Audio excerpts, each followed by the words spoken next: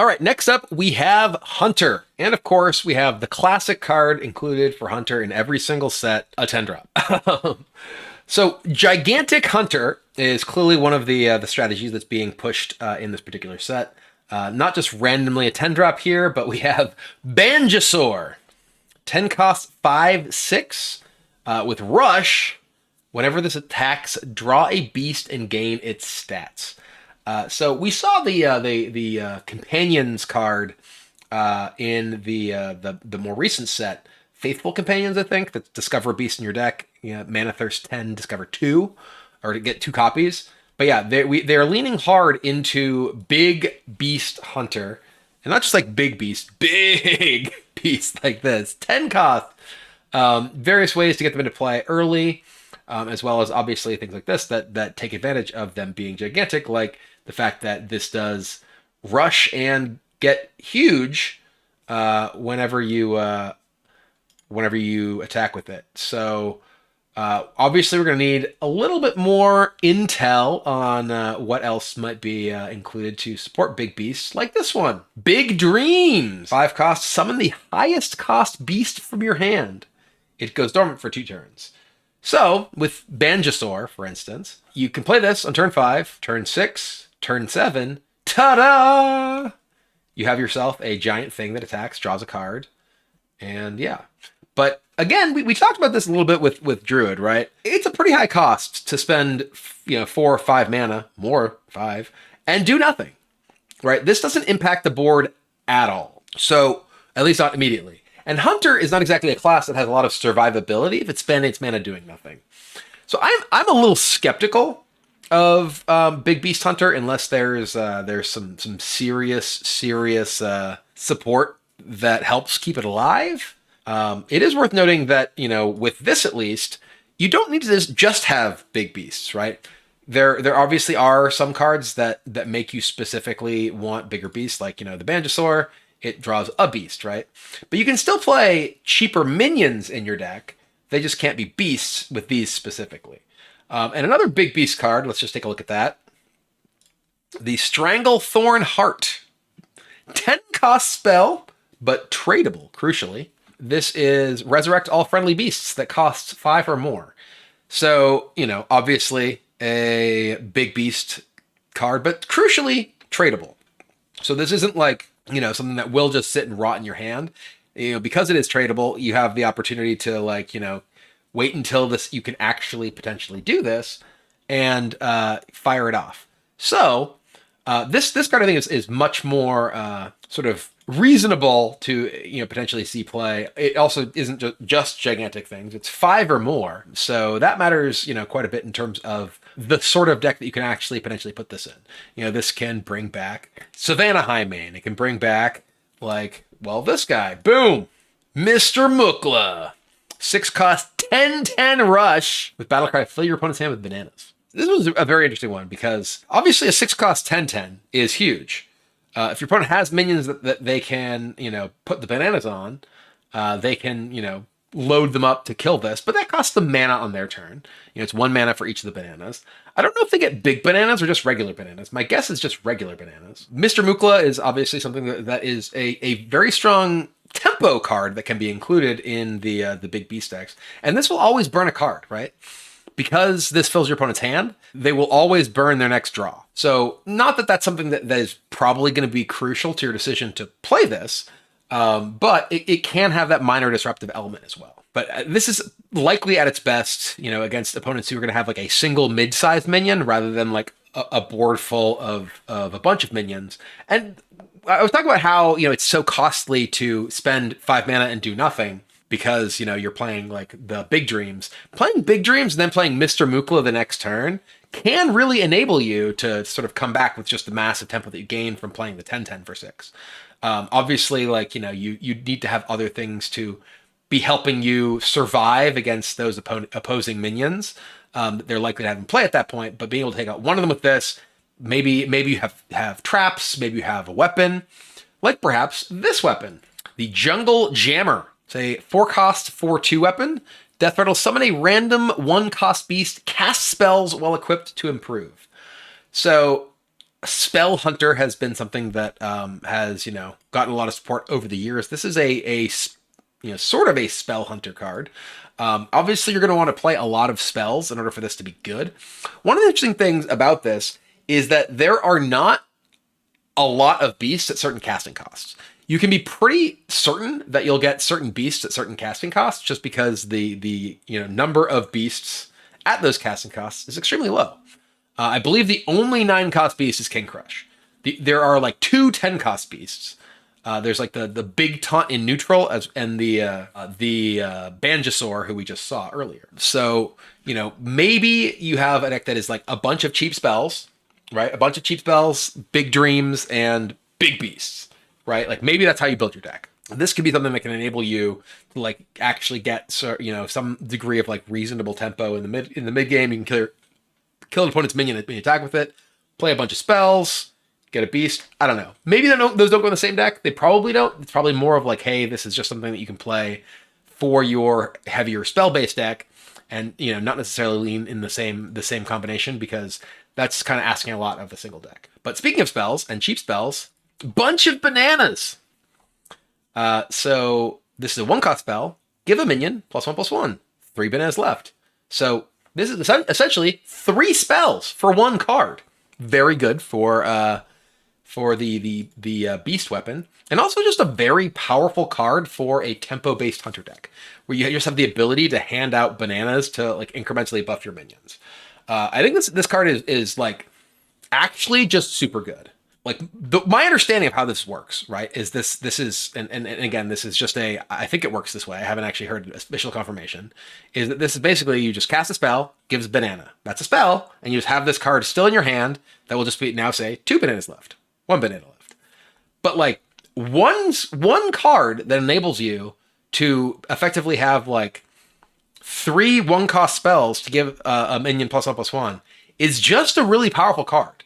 Like, it's just quietly a really, really, really powerful card, both for things that care about you casting spells and just for any kind of like tempo style deck, right? Like if you're just playing a proactive hunter deck that's looking to, gain tempo advantages and get ahead of your opponent, the ability to just hand out buffs without actually expending cards is quite powerful, right? Like it allows you to, your opponent has a guy that's slightly bigger than yours. All right, boop. I'll get bigger and trade over yours, or I'll get bigger than you can currently remove on board and just, hit you in the face. Yeah, it's basically like not like twin spell, it's tri-spell. You get 3 instances of +1/+1. It's just a very, very, very good card, and I think it's pretty unassuming in how it is, but I think that is just a super, super strong card that I expect to see quite a bit of play. Next up, we have Aerosmith. Speaking of things that care about spells, a 2-cost 2/3 Naga. After you cast a spell, deal 1 damage to the lowest health enemy. So you just play this on turn 2, and it's like, oh, your opponent has a 3/3. All right, I'll give him 3 bananas, kill your guy, hit you for 5. This is to say nothing of anything else. So again, like the various things for like spell hunter.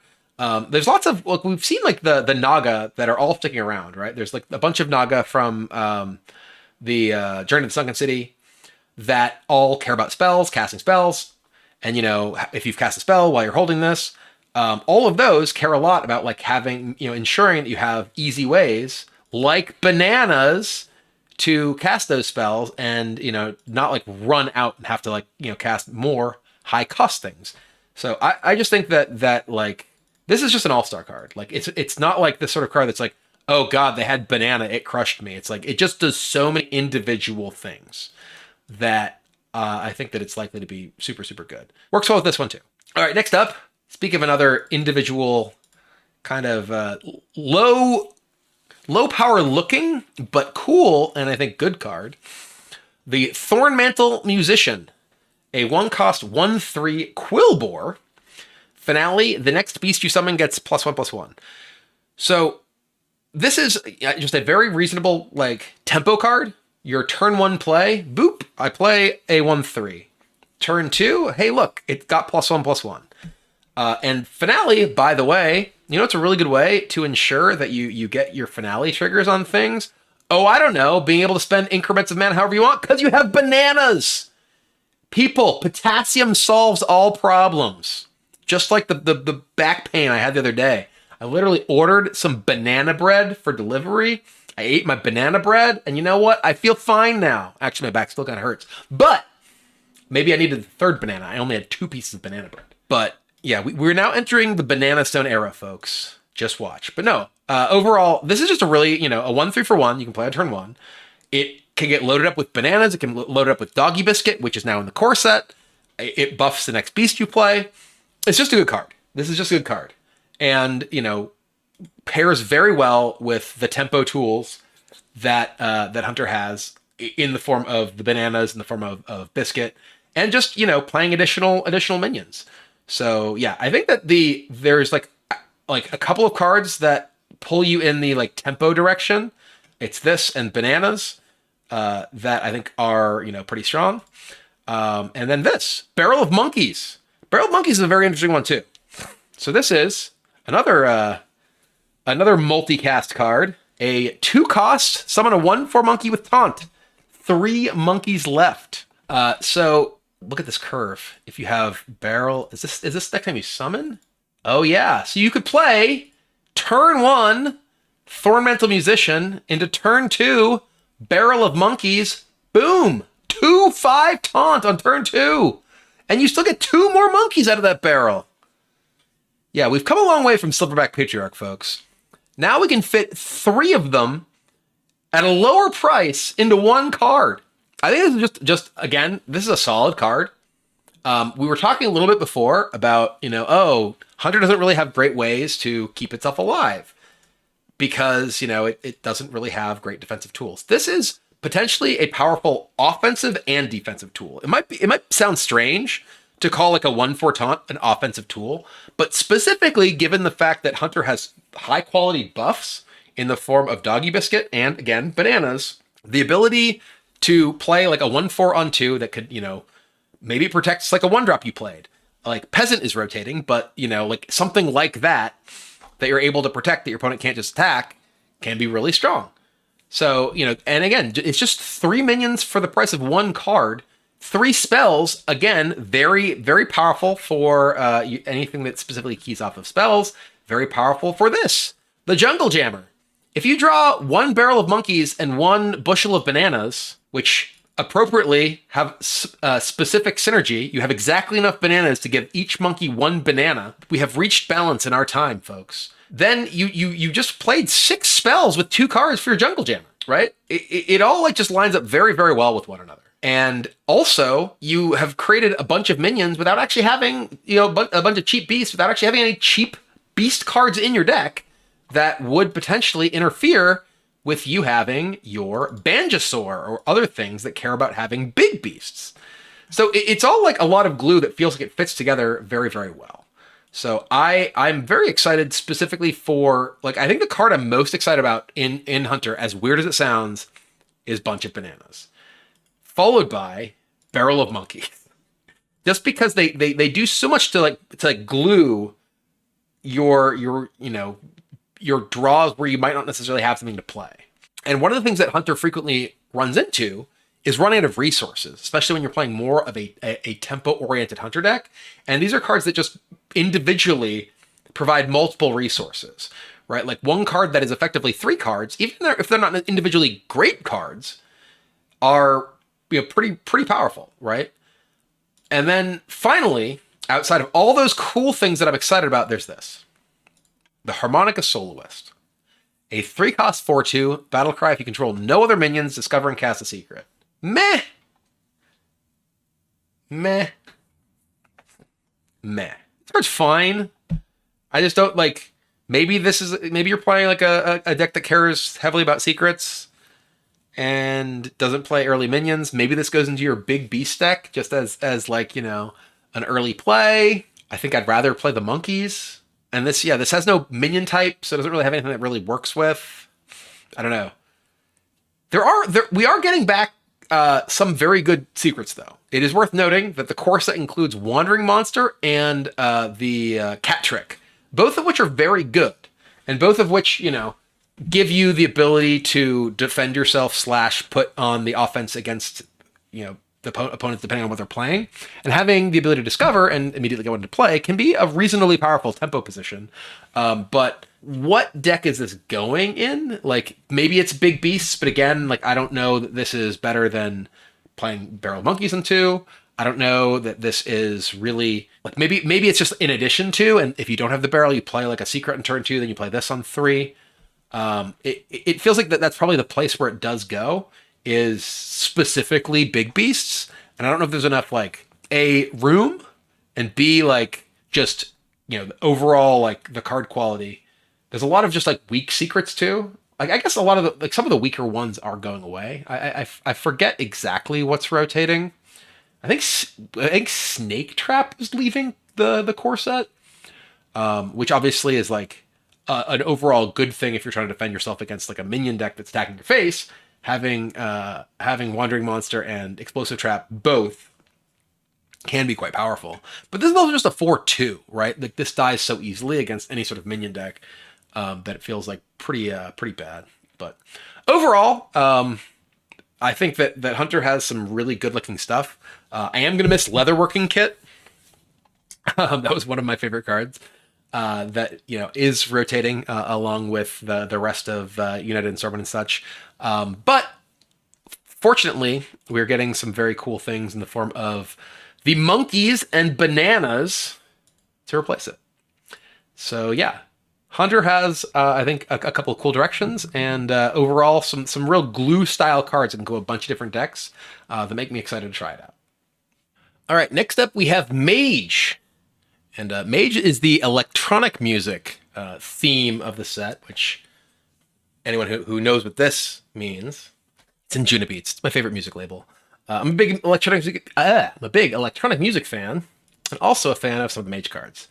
First up, we have Audio Splitter. 3-cost, 4/3 mech, Death Rattle, copy the highest cost spell in your hand. We do have more mechs here. Obviously, mechs are a little bit of a theme that Mage has had with Sunken City. We haven't really seen Mech Mage show up very much since then. It kind of had its day in the sun and then sort of disappeared over time. This obviously isn't really the sort of thing that goes specifically with Mech Mage, but could be. Maybe you're playing this alongside like Gateway or whatever, just get multiple copies of it as like your only sort of spell in those decks. We do have some like other magnetic mech stuff returning, so there is more stuff in the court. Oh, I'm hiccuping and burping. There's obviously other stuff in the core set with the magnetic cards coming in to give Mage more support there. So maybe this is something you end up playing like literally in a Mech Mage shell just to copy your like key card in the form of Seafloor Gateway. Maybe it sees play in like a big spell style thing. Like a 3-cost 4/3 is pretty bad and like more like a slower, more defensively oriented deck since it trades down. But if you have specific things that you're looking to copy that are powerful spells, maybe it ends up being worth including. Next up, we have Rewind. 2-cost arcane spell. Discover a copy of another spell you've cast this game. So this is a very interesting one. Because obviously it's like inefficient, right, to play this and cast something else. However, this works with Ramath, and it gives you a copy that that you can play a spell that you're then guaranteed to get off of Ramath that you already include in your deck. So this is an interesting card, at least. And maybe there's like specific key individual spells that you're building a deck around that could be like quite powerful. Like for instance, this one, Infinitize the Maxitude. 2-cost, discover a spell. Finale, return this to your hand at the end of turn. So this is basically you can keep discovering. As long as you keep finaleing and using this as the last spell in your turn. Usually you want to, you like discover last, lull people. Whereas this specifically wants to be played last because you want to get it back. So some of the things about this is like this, you need to be able to plan ahead and set up your future turns with this rather than like, oh, I'm going to play this, find out what I want right now and play that thing. you can use it to just, hey, I'm going to discover a spell if I need something specific right now, or you can play out your turn and then add this at the end to plan for your future turns. And you could use this alongside Rewind, and it's like, hey, I had to use my Infinitize the Maxitude. Yeah, that's gonna really be tough to say a lot.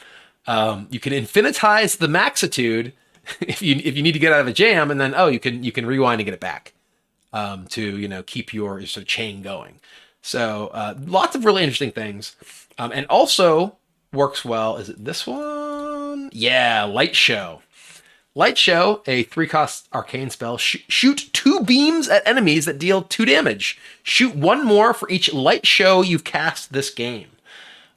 So this obviously works very well with Rewind. You can keep playing more Light Shows, and works with Raw Math, because Raw Math is like, hey, you've cast Light Shows. I'm going to cast Light Show. I assume the Raw Maths you actually cast off of it, that Raw Math cast won't count toward future Light Shows because you're not casting them. But they, anything that is replaying those cards will count the Light Shows that you have previously played. So, Light Show / Rewind, and various more things, discovering Light Shows definitely seems like it can be a way to end up aiming to win the game. And specifically, it's any target. So, that can potentially hit your opponent in the face and just ultimately wear them down and kill them. Next, we have Hollow Technician. It's a 3-cost 3/4. After any minion takes exactly 1 damage, destroy it. So this is an interesting card because it can be used in combination with your hero power to kill anything. Does enable your opponent to use hero power / ping effects to kill any of your stuff. Works very well with Spectral Trainee. You can Spectral Trainee plus Hollow Technician plus any spell, kill your opponent's board. So, definitely an interesting card in context of particular boards. I don't I have to wonder what deck I'd actually put it in. Maybe there's a metagame with a lot of big minions, and it's okay, I'm going to include Hollow Technician in my deck alongside, say, maybe Spectral Trainee, because I'm just going to play a bunch of cheap spells, and I can clear small boards with the trainee, and then I can use Hollow Technician to wipe larger boards. It seems like a card you're not really necessarily outside of that context going to be sort of building your deck toward. Next up, we have Synthesize. 1 cost, add a random 1, 2, and 3 cost elemental to your hand.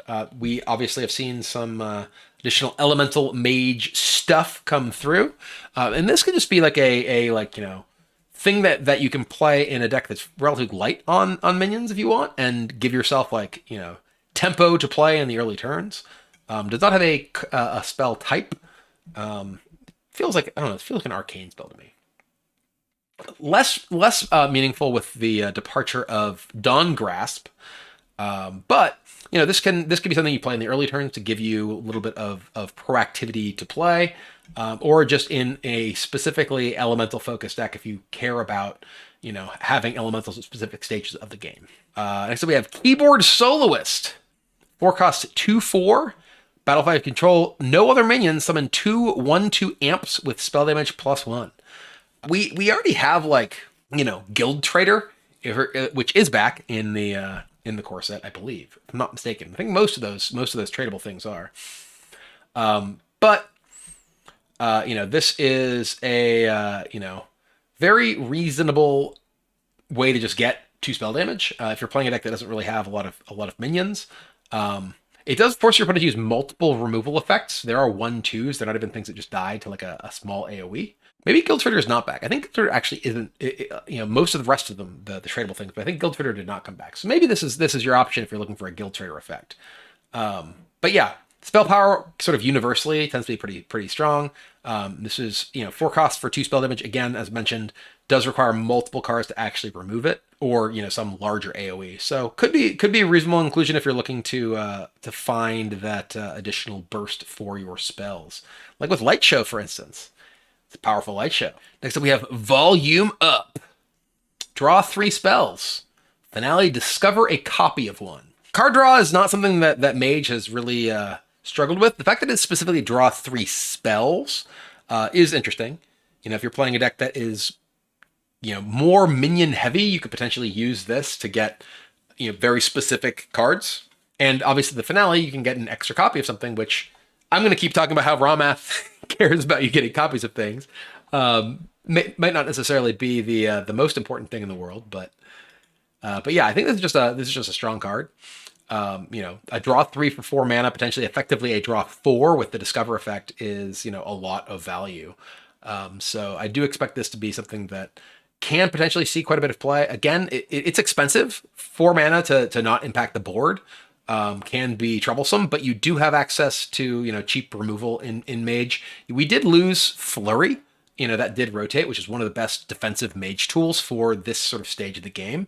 If you're spending a lot of mana on value, it was a great way to, buy you some time, and that's going away. But, be able to say follow up like the location, you play the location on 3, it gives you the, a little bit of window to play this on 4 while freezing their stuff. So overall, just very, very powerful value card. And speaking of things that can give you tempo while you're spending your turns on value, Cosmic Keyboard. After you cast a spell, summon an elemental with stats equal to its cost. Lose 1 durability. So, this can allow you to just play this on 2. You play a 3-cost spell on turn 3, boom, get a 3/3. 4-cost spell on turn 4, boom, get a 4/4. 5-cost spell on turn 5, boom, get a 5/5. Just a very powerful card. Obviously those sort of stats that you're getting, like a 3-on-3, 4-on-4, 5-on-5, not crazy powerful, right? But getting those while also getting the effect of whatever spell you're casting is really good. This, is just a very strong card. And obviously you can keep going later in the game and spend more mana, cast bigger spells, get more stuff. So, but as mentioned, giving yourself the ability to have an impact on the board while you're getting such high value from something like a volume up can be extremely, extremely powerful. So I do expect this to be just a very, very good card. Even just playing this into like Arcane Intellect, right? Cosmic Keyboard to Arcane Intellect, boom. You drew your cards and you still have a 3/3 that can, attack into your opponent's face or opponent's minions. Just a solid card. And lastly, DJ Mana Storm. A 10-cost 8/8, just wait until he has 10 mana. Set the cost of spells in your hand to 0. After you cast one, the others cost 1 more. So my understanding is that this is a permanent effect now on those spells in your hand, right? So if you have a handful of a bunch of expensive cards, you play DJ Mana Storm, you get to play one of those expensive cards this turn because it costs 0. Next turn, you can play another expensive card, costs 1. The next one costs 2.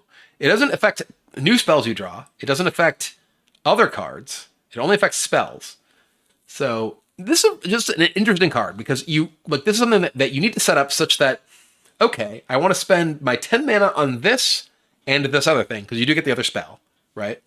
There's not like incredible big spells left, right? Like Rune is gone, right? But maybe you Blizzard people to then cast like a variety of like burn spells.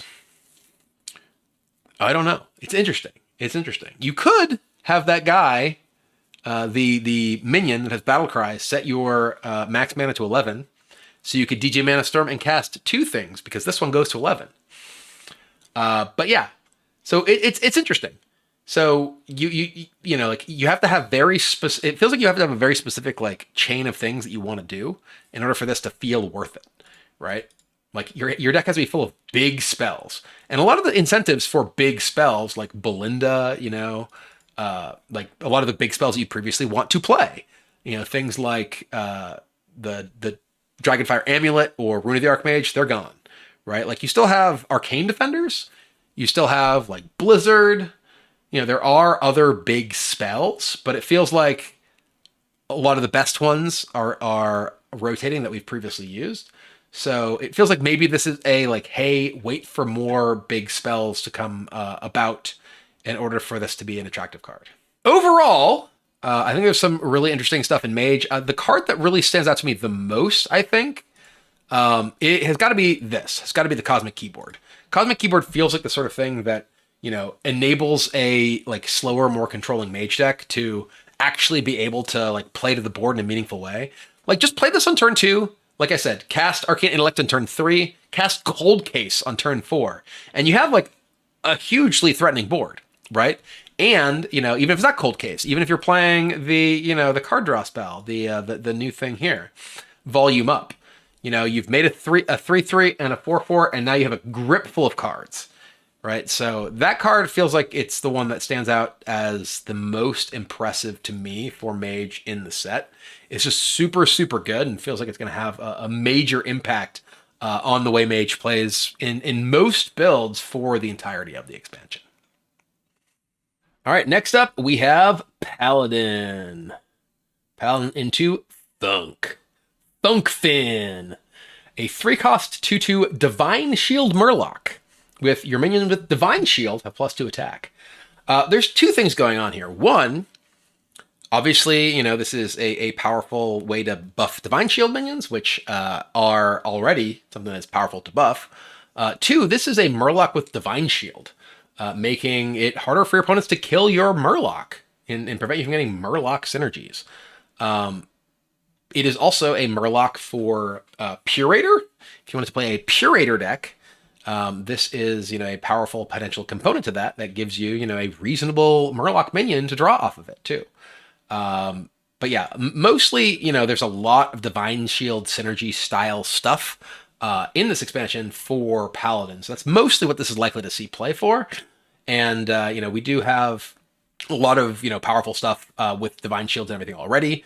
Like the Sanguine Soldier shield, Seal of Blood from the recent expansion, all quite powerful. And also this Starlight Groove. This is a 3-cost holy spell. Give your hero Divine Shield. It only affects minions, the Thunkfin, fortunately. But speaking of Divine Shield, give your hero Divine Shield. For the rest of the game, playing a holy spell refreshes it. I think this card's just super cool. Like your hero having Divine Shield isn't like the end all be all. Like a lot of people I have seen seem like they hate it. They're just like, oh my god, hero with Divine Shield. It's like you just do one of them, just like any other minion, to lose the Divine Shield. But this is just really cool, right? Like this actually gives you an incentive to specifically like, hey, I want to play a bunch of holy spells because I want to play one every turn to make sure that I have Divine Shield every turn after I lose it. Very, very powerful, like controlling Paladin style card. Up front, it's not that good, right? Just 3 mana, prevent the next damage your hero would take. That's not a very powerful card. But obviously, the fact that it keeps refreshing is a very, very powerful effect long term, especially against decks that do big chunks of damage individually and don't have easy ways to whittle the Divine Shield down first. Next up, we have Kangor Dancing King, a 5-cost 3/3 with Lifesteal. Death Rattle, swap this with a minion from your hand and give it Lifesteal. So that's a really, really interesting card. He basically just dances his way to your hand. This is feels like a big Paladin style card, really. Yes, it's a Dancing Queen reference, clearly. This is Death Rattle, swap this with a minion from your hand. So if you're playing like a deck that with mostly just like big minions, right? Like big Paladin. We've had a lot of like almost there big Paladin, instances. They've never actually gotten there. Like the dual Paladin and things like that have never really gotten there. And a lot of it is that they are too reliant on individual cards. This is, a very powerful individual card by itself, right? Because you can, if you do have this, you can keep playing it out after it gets swapped with something in your hand. But specifically, it swaps it with something and gives that thing Lifesteal. So if your big things are stuff like big taunts, right? You have a big taunt with Lifesteal, very hard for your opponent to bring you down. The big problem, again, is that you need more than just this card in order to realistically support, a a big Paladin type strategy. And you do have, things like the legendary spell Starlight Groove that can help buy you time. But like if your deck is just full of gigantic things, there are some pretty powerful gigantic things like this Annoyo Troop. But even then, if your deck is just full of giant minions, you need to draw the Kangor in order for it to actually get that going. But Annoyo Troop, a 9-cost 3/6 Taunt Divine Shield. Death Rattle, summon 3 1/2 mechs with Taunt and Divine Shield. So this is basically Annoyo Lord, right? There's Void Lord. That was basically the same card, except summoned Voidwalkers. This summons Annoyotrons, which is so incredibly annoying. It is so aptly named. Yeah, I mean this card it absolutely brick walls any kind of strategy that's looking to actually get damage in against you via combat, because it takes so many attacks before you actually get to damage your opponent again. But there are other tools that you can help cheat this out with. It's not just Kangor. Is it this one? Like this one. Lead Dancer. There's a 6-cost 4/2. Death Rattle, summon a minion from your deck with less attack than this minion. So, Lead Dancer, it can summon an Anoyo troop. It can also summon Kangor. So this is actually a way that you have like multiple ways that you can sort of find your appropriate tools, right? Like this summoning the Anoyo troop buys you a lot of time. This summoning Kangor can summon maybe the Anoyo troop, maybe something else, maybe some other gigantic minion from your hand. So, obviously this is a 6-cost 4/2 that needs to die before it actually gets your effect. So it's still a little bit slow to actually get that online against any kind of aggressive deck. But it's a lot of ways that you can find things that can either just immediately get your other big things out, like the Kangor, or stop your opponent from being able to attack you until maybe you can just actually play the other big things in your hand. Next up, we have Jitterbug, a 4-cost 4/3 with Divine Shield. After a friendly character loses Divine Shield, draw a card. So this is a very powerful card. Obviously, 4/3 Divine Shield for 4. There was a time when that was above rate by itself, right? That was actually just a powerful thing. It's less powerful than once upon a time, but it's one of the things that Paladin, and especially Paladin minion-based decks, can sometimes struggle with is card draw. And having a deck full of a bunch of cheap Divine Shield minions for Jitterbug, for like things like your Funkfin, you just got a deck full of Righteous Protectors and Sanguine Soldiers and Seal of Bloods, and then okay, I trade them off. Boop, draw card. Boop, draw card. Boop, draw card. And this is friendly character, so if you do happen to have yourself a Starlight Groove up, that your opponent attacks you because they don't want to trigger. Oh, actually, I drew a card off that too. It's not just friendly minion; it's friendly character. So Jitterbug, I think, is a very powerful tool for these Divine Shield decks, and I do expect if those decks see like any play, this will see a lot of play. Boogie Down, 3 costs, summon 2 1/1 minions from your deck. Finale, give them taunt. So this does a couple of things. One, summoning 2 1/1s from your deck, not necessarily great, but you are thinning your deck of cheap minions after you've gotten sort of past the point that you necessarily would want to draw them. With Finale, give them taunt. A lot of the 1-cost minions you might play in a Paladin deck could just be Divine Shield minions. It's 1 cost. Did I say 1/1? I meant 1 cost. If I said 1/1, I'm incorrect. Summon 2 1-cost minions, not 1/1 minions, but Finale, give them taunt. So, like, let's say you're playing Divine Shield, like a Divine Shield deck. Your 1/1 minions, your 1-cost minions are very likely to be things like Sanguine Soldier and Righteous Protector.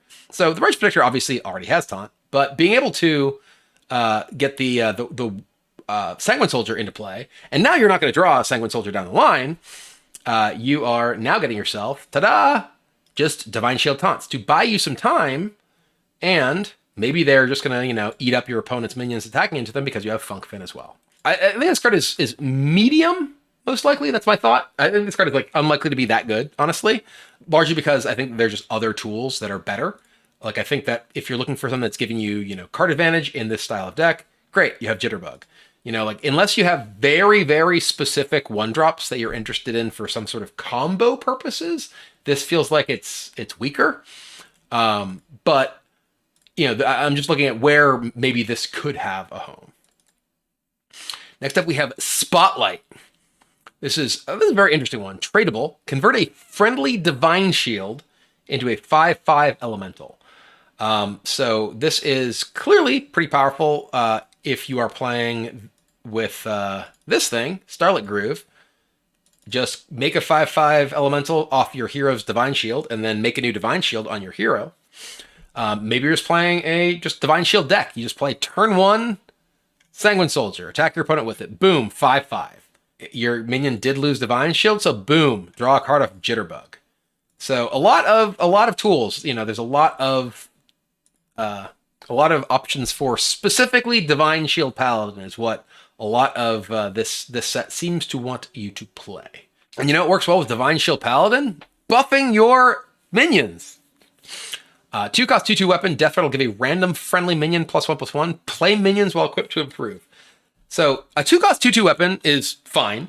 You know, it's nothing to get super excited about, but the Death Rattle of giving a friendly minion +1/+1 and potentially much more by playing out a bunch of minions is very powerful, especially in a deck that can use that +1/+1 very well, or +X very well, because, well, Divine Shield minions carry Divine Shield, or carry buffs, rather, very, very well. You know, this landing on a Righteous Protector, this landing on a Sanguine Soldier, this landing on, you know, your Funk Fin, any of those, extremely strong. And you know, it is importantly play a minion, not summon a minion. So this doesn't work with your hero power. It doesn't work with, say, the Starlight or Spotlight rather, that converts it into a 5/5. This is not playing a minion. It's a spell that's summoning a minion. So those are crucially different when it comes to Disco Maul. But overall, just a powerful card, right? You know, like this at bare minimum is giving you, you know, 2 swings to kill opponent's minions, and you're very likely going to get at least 1 more minion into play. So, you know, if you play like 2 or 3 more minions, this is just hugely, hugely powerful. It is random, of course, and there's a little bit of tension between, do I want to play more minions out to make this bigger, or do I want to like not play minion to get, you know, guaranteed this is going on something that can attack this turn. So some interesting decision making with this, but overall just a very powerful card. And lastly, Harmonic Disco. This is a weird card. So this is a Harmonic card. So it is either starts as discover a 5/5 minion, summon it with +1/+1, or discover a 1 cost minion, summon it with +5/+5. Those are not that different. You're gonna get, obviously, like the 5 cost minion is better against silence effects, but like you're just getting a pile of stats either way, right? Like I don't even know like whether you know, you care that much about which one it is. It's one of the weird things, because like most of the Harmonic cards play very differently which one they are, right? Like I feel like an average 5/5, or rather an average 5 drop is a little bigger than 5/5. An average 1 drop is a little bigger than 1/1. So like you're getting about the same amount of stats on average each time. Maybe you want like, maybe you're like more likely to get a taunt or a Divine Shield at either cost. You know, it just feels weird to me, like that each version of this just feels so similar. So I don't know. This doesn't feel like a card that I'd be super excited to put into my deck. Like there's obviously lots of things that can discover this. So like it's probably worth doing the math on like where you're more likely to get certain types of effects. But overall, yeah, not a card that I'm thrilled about, and don't really expect it to see a ton of play. Overall, I think there's a lot of cool stuff in Paladin. I really like the you know, the push toward Divine Shield focused things. I also like that, you know, between Kangor and the lead dancer, there's, you know, some interesting ways that you can try to build like a big Paladin style deck. The fact that lead dancer can work with buffs too, not likely to necessarily have those in the same style of deck. But you can build like a deck that is, you know, lead dancers and Anoyo troops and Kangor and big stuff. And that feels like an interesting direction to me that like has a lot of, you know, dynamic ways that you can build it as well as for it to play out. So overall, a lot of cool stuff. Definitely excited to try, especially the big Paladin direction with Kangor and such, because I feel like that has the most sort of unique options for deck building and the way it'll play out compared to everything that we've seen recently for Paladin. But yeah, overall, lots of cool stuff that I'm excited to try.